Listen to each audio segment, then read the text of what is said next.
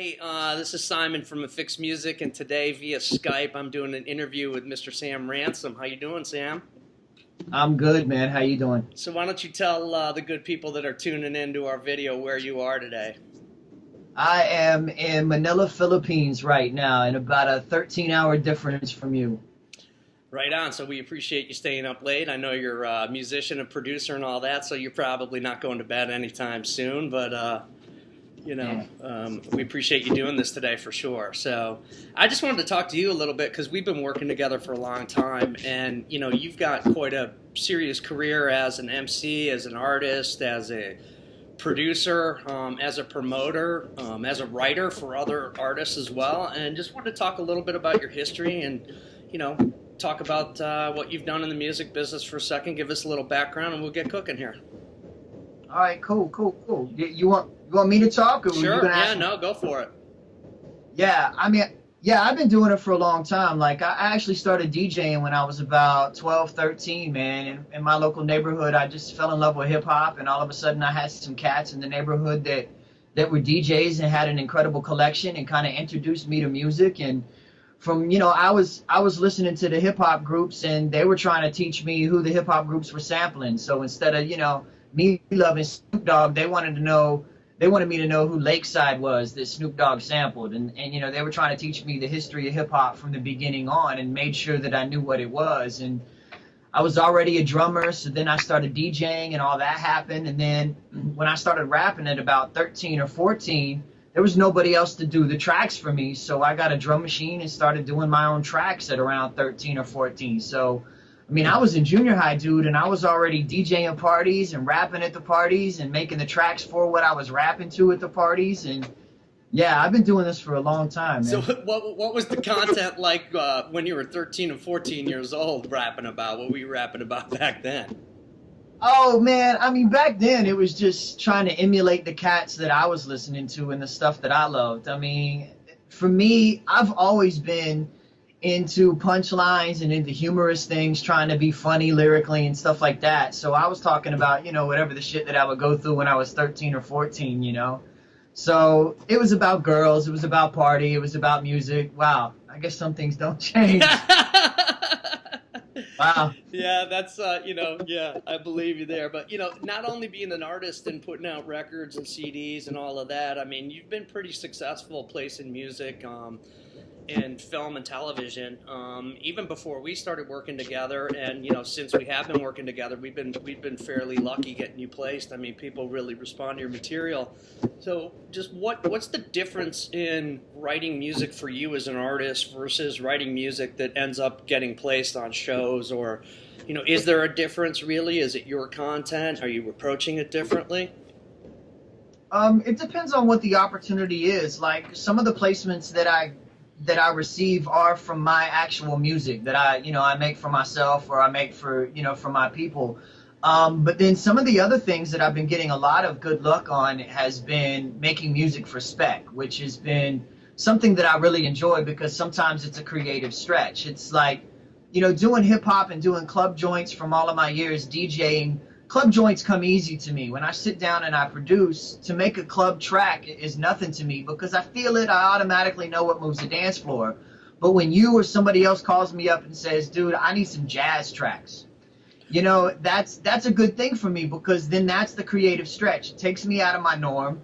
I, usually spend half a day to a day studying up on, what I'm about to work on and make sure that I've got my sounds right, I got my vibe right and everything else, and then I just hammer it out. And then at the end of the day, I'm like, holy shit, I just made 10 jazz tracks, So, yeah, you've done a lot of different stuff for us, whether it was, the drumline stuff that we did together for ESPN, or, even when we were pitching stuff for Hangover 2, there was like some Thai influence stuff that's in their catalog now. And you've done Latin stuff. We recently just had you pull together a bunch of old school sort of Beastie Boys / Run DMC era music, and that stuff is just amazing to me. We all grew up listening to that stuff, but to hear it and have you, put your spin on it is killer for me.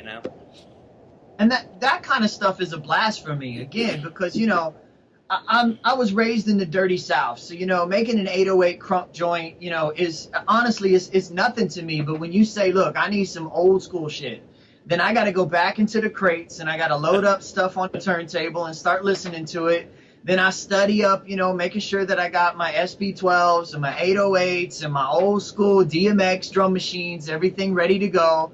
And then I'm like, okay, what keyboards did they use back then? Okay, so they used the Roland S50. I got to make sure that I've got all the sounds right. So I try to be as authentic as possible. And then I start studying the tracks and go, all right, let's do this. And then all of a sudden it just kicks in and you're like, holy shit, I just made an old school track. And like, when you ask me to do, go ahead. No, I was just gonna say, so like being over in the Philippines now and what you're doing over there musically, can you talk a little bit about that and what's going on musically there for you now, and what took you halfway across the world? I mean, literally on the other side of the world.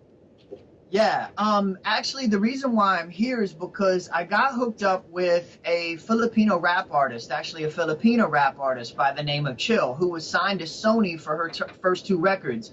She was in the States working on some stuff, and I ended up hooking up with her, producing her 3rd album.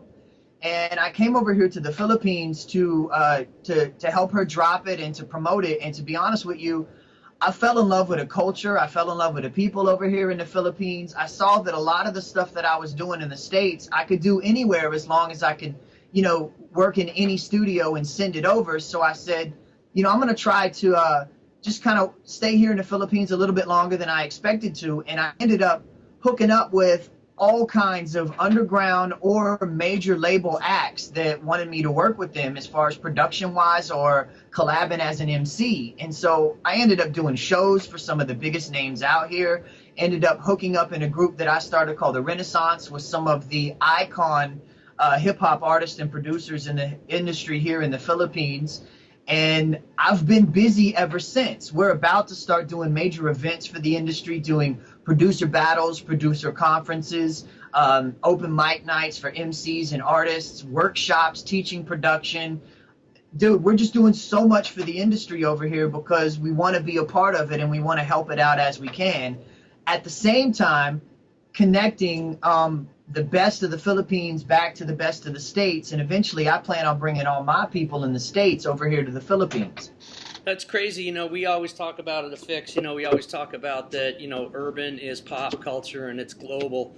Was one of the first things that we had kind of put together. I mean, I've traveled all over and been pretty fortunate working with, some big name artists and traveling and seeing it firsthand, in Asia and the Middle East and in Europe. But I mean, to hear you tell, the story about what's really going on in the Philippines is just, it still never ceases to amaze me how big of a reach our music here really is. Oh, and there are some insanely talented hip hop artists and producers over here. And what just blows me away is that in the Philippines here, they all speak English and then they speak Tagalog. Right. And some of these rappers rap in English and Tagalog, and some of these are just straight Tagalog. Wow. And for me, it's fascinating because me as a producer, when I'm producing a Tagalog, I don't understand half the shit that he's saying. But what I do know talent, I do know rhythm, I do know melody, and it's a trip when producing people where you don't fully understand what they're saying. But at the same time, for me, it's a trip, these guys that can think and rap in 2 languages at the same time. Because, hey, even some of the best rappers in the States can't claim that. Right.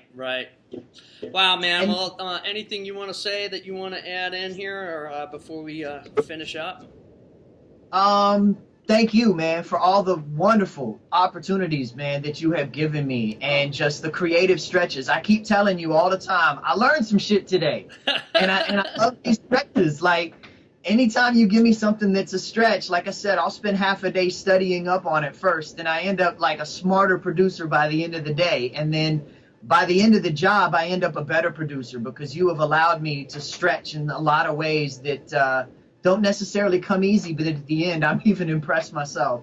Well, that's cool, man. We're glad that we can push you creatively and that we've got a nice outlet and help you also make some money while we're doing it too, Absolutely. Right on, Sam. Well, thanks a lot. We appreciate it and hope to see you face to face real soon, man. Absolutely. To all my people in the ATL, I miss you. I will see you soon. To all my people in Nashville, I miss you. I will see you soon. All right. And to all my Manila watching this, what up, P.I.? Thanks, Sam. I'll talk to you later. All right, my man.